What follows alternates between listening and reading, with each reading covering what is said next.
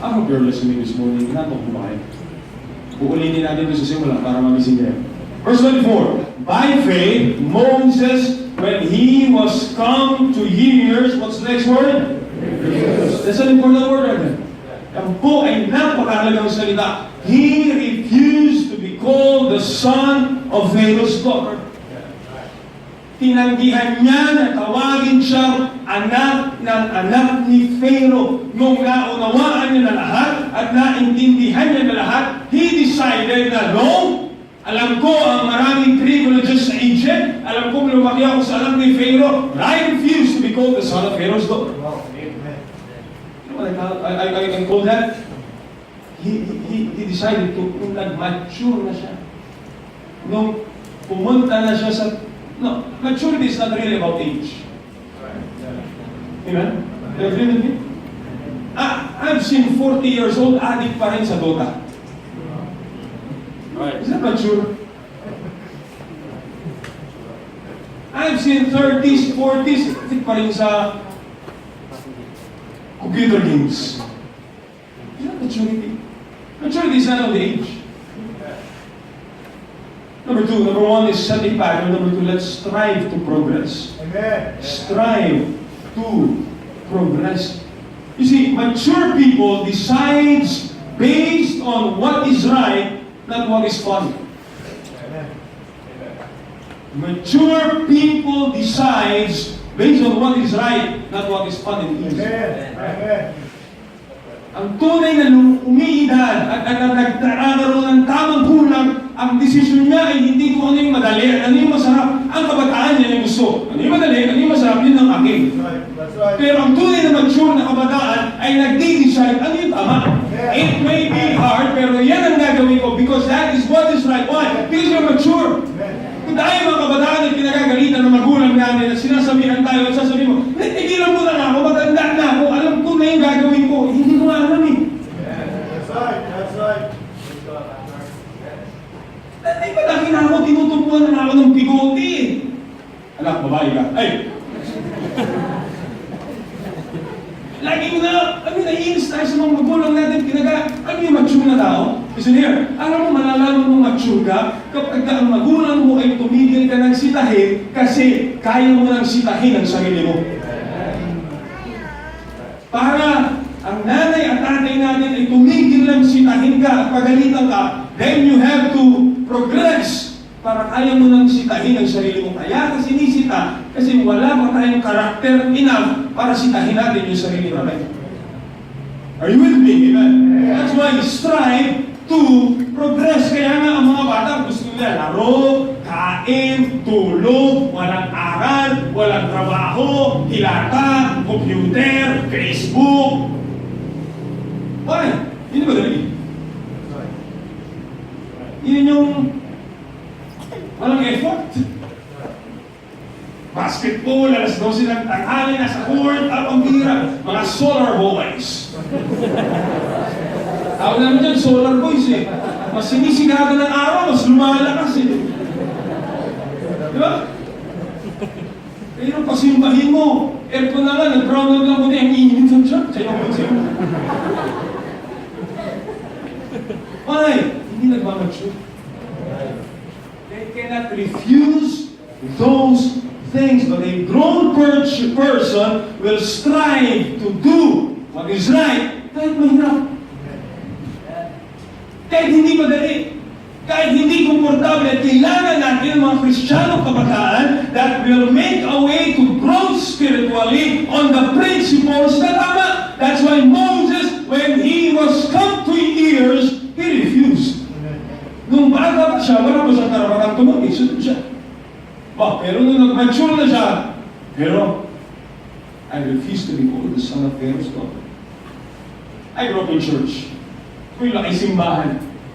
Kung bahay, dati po ang bahay namin, either nasa harap ng simbahan, nasa likod ng simbahan, o sa simbahan mismo. As a kid, growing in church, sa bahay po, ito lang ang option namin pag-iinggo. Sisimba ka o sisimba ka?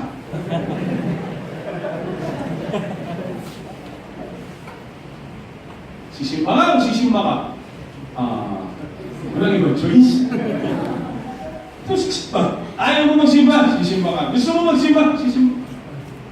But when I decided to be mature, then I can decide now. Sisimba ba ako o hindi ako sisimba? But yet, because you grew up, you know what is right, sisimba ka. Hindi dahil kinalag, 20 anos ka na, pinakalagkad ka naman, sumiba ka! Anak, pag nagsimba ka, bibili ka ng lollipop, 20 gos ka na! Anak, pag simba ka, doon yung crush mo, 30 ka na, huy! You better grow up! You better mature! You better decide what is right! Yung tama na iisipin natin, ano ba yung para sa Panginoon? Ano ba yung malulugod natin ng Diyos? Kung kailangan magsakripisyo at kailangan manindigan, you are decided to do it well because you have matured. Ang kabataan, sa buhok nga lang, alam mo yung hindi mag-mature eh. Bakit? Kasi wala siyang sariling standardiya sa buhok. Walang sariling standardiya sa pananamit. Kung ano makikita sa TV, gagayahin. Kung ano makikita mo, gagayahin. Kung ano makikita tato, gagayahin. Hindi kaya manindigan sa sarili. That's right. Mayroon yan ka. You see, that is maturity. Meron ka sariling pamatayan. Meron ka sariling paninindigan. Hindi yung telebisyon na nagdidikta sa'yo. Hindi yung basketballista na nagdidikta sa'yo. Hindi yung Korean-Novela na nagdidikta sa'yo. Meron ka paninindigan at meron ka salita ng Diyos at alam mo, ito yung tama, ito yung gagawin ko. Pero kapag sunod sa uso, sunod dito, hindi ka ba nag-mature? Kapag hindi ka nag-mature at ikaw ay nag-30 na, nag-40 na, at akala ka pa rin ng sanlibutan, you think you can pass that faith to the next generation? I don't think so. Dahil pag 50 ka na, kata ka pa rin ng sanlibutan. 40 na, adik pa sa gota. Goodness!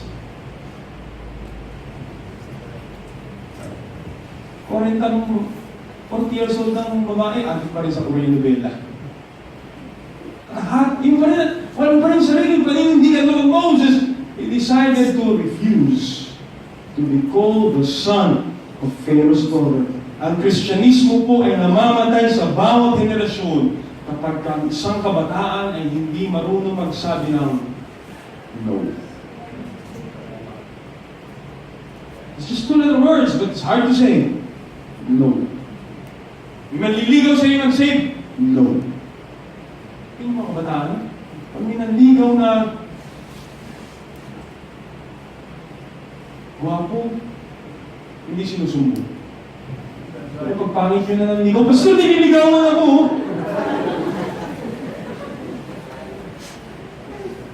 Listen to me, young people. You have to grow up. We have to mature. Ayaw mo nang sinisita ni nanay, ayaw mo gagalitan ni pastor. Then grow up and decide na sitahin mo yung sarili mo, itama mo yung sarili mo. That is maturity. That is striving to progress in your Christian life. Ephesians chapter number 4. I hope you're listening this morning. Amen? Ephesians chapter number 4, verse 14. Verse 14 and 15, the Bible says, that we henceforth be no more what? Ephesians chapter 4, verse 14, that we henceforth be no more children, tossed to and fro, carried about with every wind of doctrine, sleight of men, cunning craftiness, whereby they lie in wait to deceive. Children. Ay, tayo tatawagin ka, ang bata mo pa. Hindi na ako bata. Anak ko, 2 years old, sabi ko, hi baby, sabi niya, hindi na ako baby. Kuya na ako. Hindi tayo, pambira, makaporma mga lalaki, makaporma mga babae. Neneng. Ay, hindi ba natin kaya mag-design sa sarili natin? You let the world dictate your fashion. You let the world dictate your music. You let the peer pressure dictate. You let an unsafe boyfriend, unsafe girlfriend dictate your life. Pag sinabi, huwag ka naman simba dyan, hindi sisimba. Pag sinabi, doon tayo sumima sa Katoliko, o Katoliko ka na naman. O sige, sisimba tayo sa Katoliko, mamaya, doon naman tayo sa amin sa Baptist. Alam mo yung tama, hindi mo kaya desisyonan. You say you're mature. Ano na, pag nagkapamilya na kayo, Anak, Katoliko tayo sa umaga, Baptist tayo sa hapon. Ano sasabihin? Yung magulang ko, naluloko ko na siguro. You understand me this morning? When that happens, faith of the next generation dies. Lalaki yung isang anak ng sa umaga, Baptist kami. Sa hapon, Katoliko. Pagdating sa bahay, lagi kikira, Muslim siguro kami parang alis sa bata lalaki. Ayoko na lang ng church! It's the fault of young people who decided not to be mature. Grow up. Improve. Let's progress. Alam niyo yung tama, and stick to it. Alam niyo yung araw ng linggo para sa Panginoon, and then stick to it. Sad thing is we grow old in Christianity, but we never grow up in Christianity. The Bible says, but grow in grace and in the knowledge of our Lord and Savior, Jesus Christ. And to realize, hindi ka 20 anyos habang buhay. Hindi ka 14 anyos habang buhay. Grow up. Strive to progress. Number 3. Kumukulot na yung naulong iba, kung hindi na parang smart. Kaya nagagalit na kayo sa akin, or ano, no? Pag mo kayo sa akin magalit, huwag mo sa nag-invita sa akin, di ba? Tsaka sa pastor, yung pinapunta ko ngayon, ako nagkatrabaho lang kung talaga ako dito.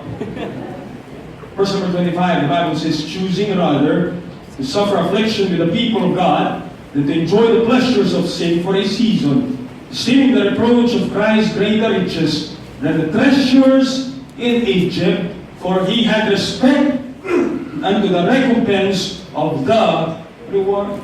Notice with me the word treasures of Egypt. Notice with me the word recompense of reward, the pleasures of sin.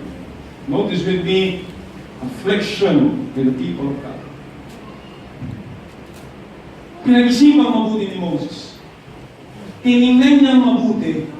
And then he realized there may be pleasures here, there may be treasures here, versus afflictions, versus reproach. Binusisi niyang mabuti. Inimbestigahan niyang mabuti. At the end, sabi niya, I choose affliction. I choose reproach. Kasi ito, pleasure for a season. Treasures, mawawala niyo. Number 1, what's number 1? Say the Father. Number 2, strive to progress. Number 3, scrutinize the privileges. Scrutinize the privileges. To scrutinize means to examine. Usahain mo mabuti. Tingnan mo mabuti. Pag-aralan mo mabuti, kapatid, ang pribileyo. Moses could have enjoyed being the prince of Egypt. Pero nung binusisi niyang mabuti, nung inisisa niyang mabuti, wow, this is pleasure! At sabi niya, teka, it's just for a season. This is treasure! But he says, the reproach of Christ is greater riches than the treasure. Bago ka umapak sa isang mithiin na akala mo masaya, bago ka umapak sa isang masayang bagay na papasukin mo, busiin mo mabuti. Pag-aralan mo mabuti ang people. Kung yung barkada bang sasamahan mo, ayusin ba ang buhay mo? Yung bang pupuntahan mong grupo ng tao ay makakabuti sa iyo. Kung manliligaw pa ba ng hindi Kristiyano, nasaan ka 10 years from now? Kung ikaw ay lalayo sa simbahan at lalayo sa kalooban ng Panginoon, anong mangyayari sa aking buhay? You have to scrutinize, busisiin mo.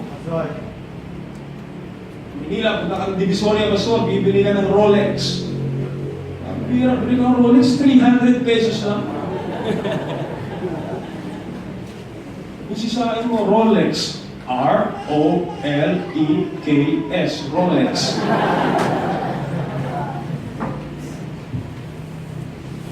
Isang kaibigan po namin, pastor, taga-US. Yung anak niya, sumama, bumili ng papunta yata ng Raon, papunta ng Green Hills, rubber shoes.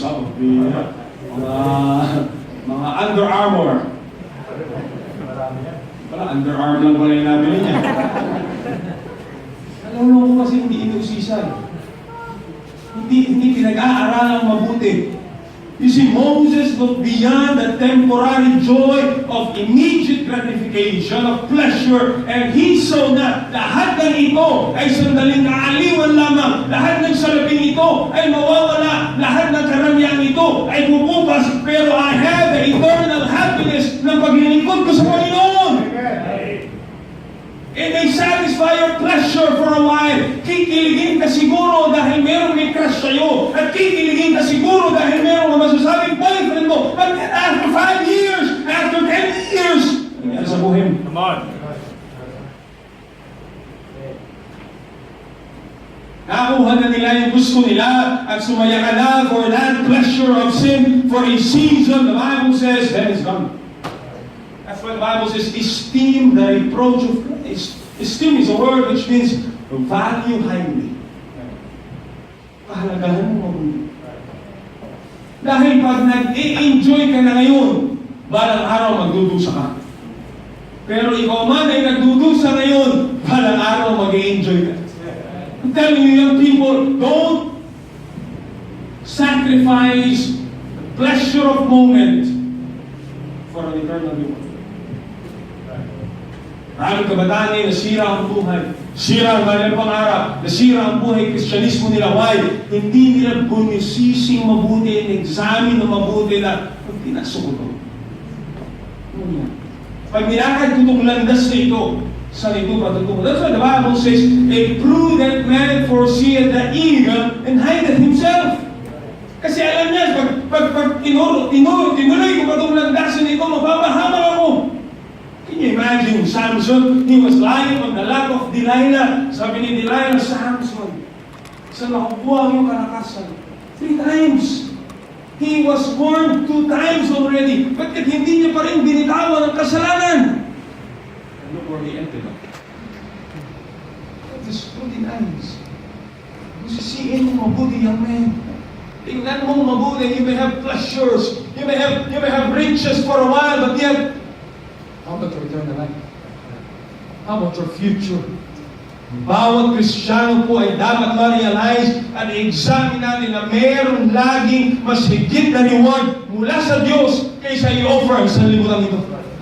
I'm telling you, young people, I've seen many young people ruin their lives. I've seen mga kasabayan ko lumaki ng Christian school na wala sa simbahan, malayo sa Panginoon, wasak ang pamilya. Why? Just because they did not scrutinize the privileges of serving the Lord. Dito tayo sa mura. Ay, nakamura ka. Bandang huli, nagmumura ka na. Dito tayo sa masaya. Masaya ka ngayon. But 5 years from now, you still find yourself in church. Right? 10 years from now, makikita mo ba yung sarili mo umaawit sa choir? You know, one of the greatest regrets I see is, I see young people sitting in pews. Sana nasa Bible school sila, sana nagsuko sila ng buhay, yet they're sitting there, makikita nila yung kasabayan nila, nagpapasok. And they're like, sana ginagawa ko. Sana naglilingkod ako sa Panginoon. Sana hindi ko sinira ang buhay. You have the chance right now. You have the chance right now. Scrutinize the privileges. Tingnan natin mabuti at i-realize natin na ang temporary pleasure ay mawawala lahat siya. Scrutinize the privileges. I have to hurry. Number 4. Number 4, verse number 27, the Bible says, are you still with me? Amen? Amen. Amen. Number 4. But he, by faith, he forsook Egypt, not fearing the wrath of the king, for he endured, what's the last phrase? As, so the Bible says, tingnan niyo pa yung Bible, no? As seeing him who is invisible. I wonder who is that invisible? Who is that invisible? It's God. He forsook Egypt. Hindi siya natakot sa galit ng hari. Siya po ay nagtiis. Ano yung naging motivating factor niya kaya niya ginawa ang mga bagay niya dahil meron siyang nakikita na hindi nakikita ng ibang tao. And that is the presence of God. Number 4, how to have a faith that works in the next generation. We have to see God's presence. Amen. See God's presence. Ang sikreto ni Moses is very simple. He sees something na hindi nakikita ng ibang tao. Meron siyang personal at maayos na relasyon sa Diyos. You see, ang Christianismo mo, young people, please listen. I have to come down para magising po kayo. Ang Christianismo mo ay mas ma-enjoy mo if you have a relationship with God. Kung ikaw ay nasimba pa rin dahil sabi ni nanay, sabi ni tatay, required kasi sa school, and you don't see the invisible. You see the requirement, but you don't see the invisible. If you see the invisible at meron kang personal na relasyon sa Panginoon at na-enjoy mo, you look at what it is, he was refused, he rejected, he got fearing the wrath of the king. Why? Mas meron siyang nakikita, mas mahalaga. Nakikita niya yung ginawa ng Diyos sa kanyang buhay, nakikita niya yung panay-nais ng Diyos sa kanyang buhay. And I hope you see that today, young men. I hope you see that today, young ladies, what is God doing and what God did in your life. Nagtataka ka minsan, naririnig yung love story ng mga magulang. Dahil bakit ang tagal mong tiniis, niligawan si nanay and all those? Because he saw something that is hindi nakikita ng iba. Wife resides in San Fernando, Meljune. Ang father niya po ay nagpapastulo. And I have to travel 6 hours from Laguna to San Fernando, Meljune. Para lang maligaw. Sabi niya kasi puntahan ko daw siya. Then you will be wondering, why? Anong nakikita mo? Kasi kung nakikita ko, hindi mo nakikita. Kahit ang simbahan ay dyan ka lang nakatira, ito simbahan, pag wala ka nung hindi mo nakikita yung dapat makita, hindi ka sisimba. That's right. Ay dyan ka lang nakatira sa baptistry. If you don't see the invisible, who cares? Hindi mo nakikita yung ginagawa ng Diyos sa buhay mo at hindi mo nakikita yung kaligtasan kung paano kayo niligtas ng Diyos mula sa habol ng impyerno. You don't really care. But if you see someone who is invisible, sa'yo maglingkod sa Panginoon. Ang sasabi mo na lang ay, di ba? Every pastor's agree with me. Bakit mayroong missionary? We're having fellowship with missionary. Bakit sila nagsusuko ng buwan sa Vietnam? What of Florence going to Japan? Ano meron doon? Bakit naiiwan yung tahanan dito? Bakit iniiwan yung... I mean, they're gonna enjoy the Philippines. Why Vietnam? Diba, kung mag-missionary ako, Hawaii, US, di ba? Parang tinatawag ako ng Panginoon sa Boracay. Ano ganun? Ano so? Missionary ka rin na nandun pa sa Pira Kakago. Dito na lang tayo sa sa Dakak, sa Palawan. Tawag ako ng Panginoon mag-missionary sa Hong Kong. Pero why those? Why? Because they see something that is in the spirit. Nakikita sila. Nakikita nila yung pagkakilaan ng Diyos. Nakikita nila yung ginawa ng Diyos sa buhay nila. Nakikita nila how God saved them from hell. And the best thing they could do is save other people from the penalty in hell as well.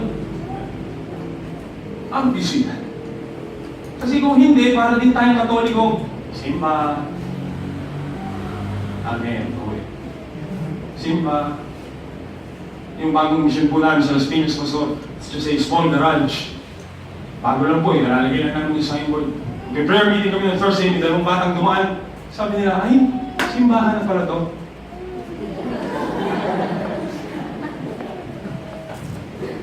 Sabi ko, ano naman ito mga to? They say religion, but they didn't see the invisible. Yeah. Maraming young people na Baptist, na galing Katoliko lang tayo. Ano po, comparing.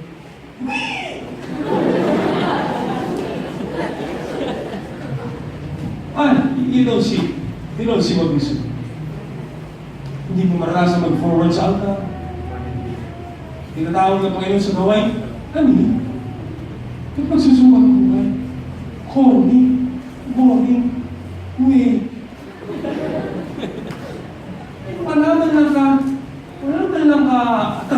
sa yung salita ng Diyos. Why? You don't see God's presence. Sabi ni nanay, magsimba. Sabi ni nanay, magsimba. Ang hindi na mo nagsimba, wala kang pang-load, di simba. I hope you understand this one. You personally see God's presence. Ako pinagpapastol na si Bob for a few months. Pero hindi ako magpapastol doon at tatawag natin, oh, Meljune, may preaching ka na ba?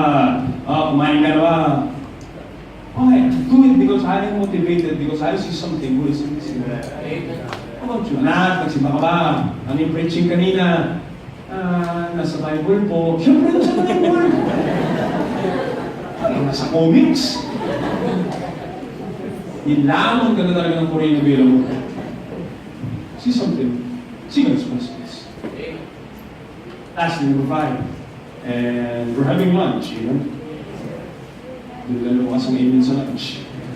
Number 5, I want you to know this verse 29. By faith, they passed through the Red Sea as by, what's the next two words? Dry land, which the Egyptians are saying to do, wanting to do, were sila nung tumawid sa Red Sea, dry ground. Nung Egyptians gagayahin na nila, lulod. 5. I want you to savor, enjoy, savor, like a word, savor the preservation.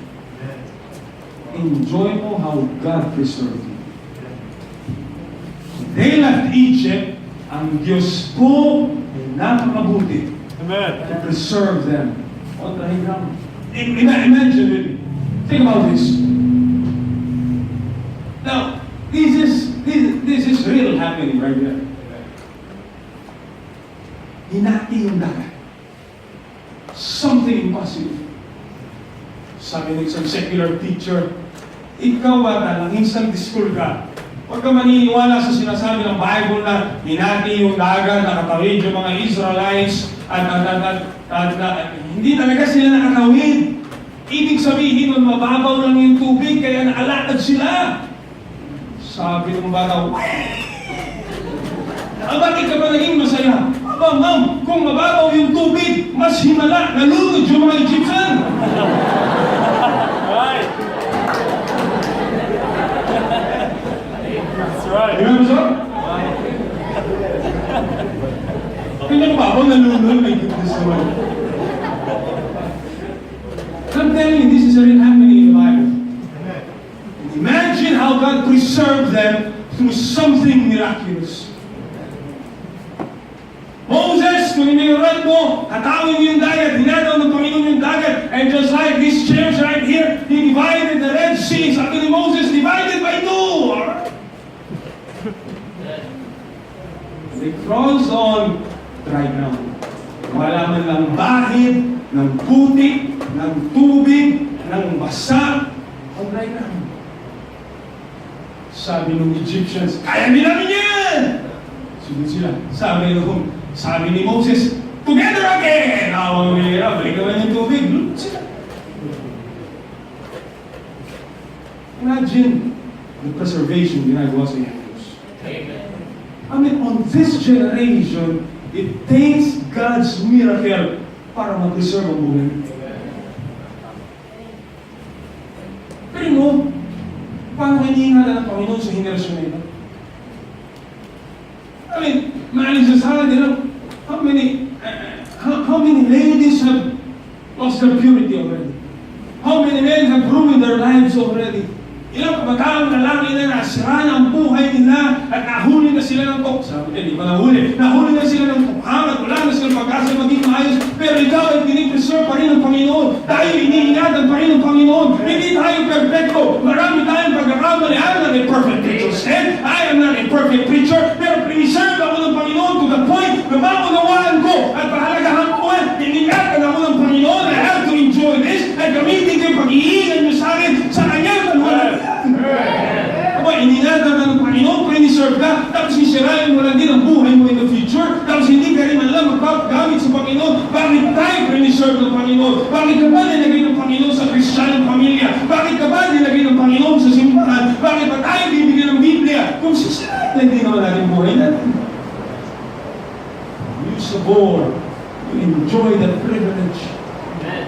Sa dami ng tao dito sa lugar ng Pampanga, ng Clark, sa yung bahay mo tinutok, pinuntahan kayo, binalagihan kayong salita ng Diyos, naligtas ang magulang mo, they do not know you, but mahal nila kayo sa Panginoon, at imbis na ikaw ay lumaki sa isang magulong pamilya, na ang tatay sa lasinggero, ang nanay ay sugarol, nagay na pa ng Panginoon sa isang pamilya na mayroong Biblia. Amen. Mayroong simbahan. May tatay na gusto.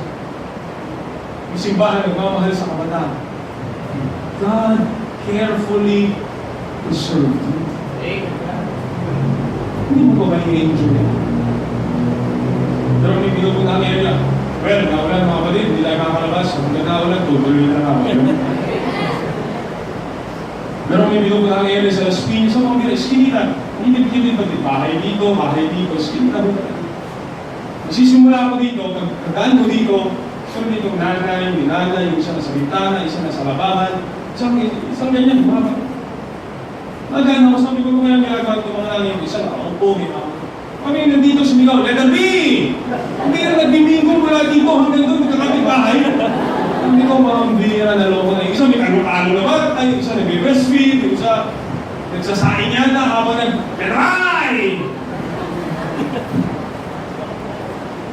Ano na mangyari sa mga anak dito? Preserve ang bingguhan sa kanila. Hindi na nila ng Diyos. Hindi na ng Panginoon sa tahanan ng walang aral sa ref,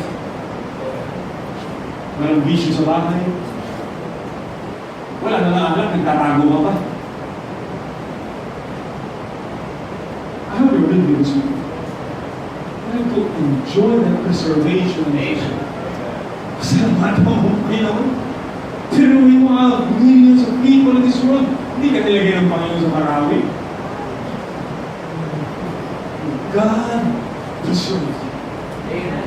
Best thing you can do is maglingkuran mo ang Diyos for the rest of your life because He preserved you. Iangkan ka. Pupunta sisirain ng buhay mo, nilalayo ng buhay. Ingatan ka ng Panginoon. Kung biyahe ng buhay mo, ingatan ka ng buhay. Pagdating sa dulo, magpapakamatay ka lang pala. Ikaw mismo lang pala sisira ng buhay mo. Praise the Lord for Pastor Daryl Hill. And we will talk very less.